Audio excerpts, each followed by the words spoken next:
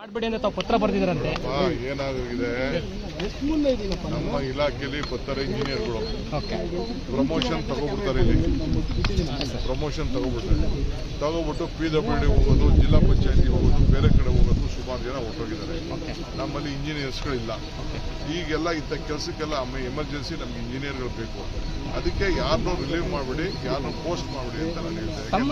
ಯಾರು ಮಾಡಿದ್ರೆ ನಾವು ಸದ್ಯ ಏನಾಗ್ತದೆ ಅಂದರೆ, ಮೇಲ್ಗಡೆ ಲೆವೆಲಲ್ಲಿ ಪರ್ಮಿಷನ್ಸ್ ಇದೆ, ನಾನು ಇಲ್ಲ ಅಂತ ಹೇಳೋದಿಲ್ಲ. ಅದಕ್ಕೆ ನಾನು ಹೇಳ್ತಾ ಇದ್ದೀನಿ, ಸುಮಾರು ಇಂಜಿನಿಯರ್ ಇಲಾಖೆಗಳು ನಮ್ಮ MLAಗಳಿಗೆ ನನಗೆ ಪ್ರೆಷರ್ ಹಾಕ್ಬಿಟ್ಟು ಇವನೊಬ್ಬನ ಬಿಟ್ಬಿಡಿ, PWD ಬಿಟ್ಬಿಡಿ, ಜಿಲ್ಲಾ ಪಂಚಾಯತಿ ಬಿಟ್ಬಿಡಿ, ಇನ್ನು ಟೌನ್ ಪ್ಲಾನಿಂಗ್ ಕಳಿಸಿ ಅಂತ ಬರೀ ಆಯ್ಕಟ್ಟು ಜಾಗಗಳಿಗೆ ಹೋಗ್ತಾ ಇದ್ದಾರೆ. ನೀರಾವರಿಗೆ ಇಂಜಿನಿಯರ್ಗಳು ಕೆಲಸ ಮಾಡೋಕ್ಕೆ ಬರ್ತಾ ಇಲ್ಲ. ಆ ದೃಷ್ಟಿಯಿಂದ ನಾನು ಯಾರನ್ನೂ ರಿಲೀವ್ ಮಾಡಬೇಡಿ, ನಾನು ತಿಳಿಸ್ತೆ ಅಂತ ಹೇಳಿ. ಮಾಡ್ಬಿಡಿ ಅಂತ ತಾವು ಪತ್ರ ಬರ್ತಿದ್ರಂತೆ.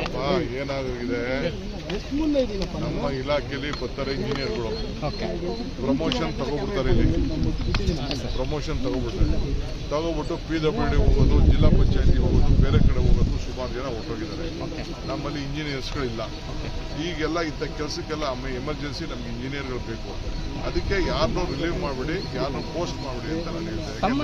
ಯಾರು ಮಾಡಿದ್ರೆ ನಾವು ಸದ್ಯ ಏನಾಗ್ತದೆ ಅಂದರೆ, ಮೇಲ್ಗಡೆ ಲೆವೆಲಲ್ಲಿ ಪರ್ಮಿಷನ್ಸ್ ಇದೆ, ನಾನು ಇಲ್ಲ ಅಂತ ಹೇಳೋದಿಲ್ಲ. ಅದಕ್ಕೆ ನಾನು ಹೇಳ್ತಾ ಇದ್ದೀನಿ, ಸುಮಾರು ಇಂಜಿನಿಯರ್ ಇಲಾಖೆಗಳು ನಮ್ಮ MLAಗಳಿಗೆ ನನಗೆ ಪ್ರೆಷರ್ ಹಾಕ್ಬಿಟ್ಟು ಇವನೊಬ್ಬನ ಬಿಟ್ಬಿಡಿ, PWD ಬಿಟ್ಬಿಡಿ, ಜಿಲ್ಲಾ ಪಂಚಾಯತಿ ಬಿಟ್ಬಿಡಿ, ಇನ್ನು ಟೌನ್ ಪ್ಲಾನಿಂಗ್ ಕಳಿಸಿ ಅಂತ ಬರೀ ಆಯ್ಕಟ್ಟು ಜಾಗಗಳಿಗೆ ಹೋಗ್ತಾ ಇದ್ದಾರೆ. ನೀರಾವರಿಗೆ ಇಂಜಿನಿಯರ್ಗಳು ಕೆಲಸ ಮಾಡೋಕ್ಕೆ ಬರ್ತಾ ಇಲ್ಲ.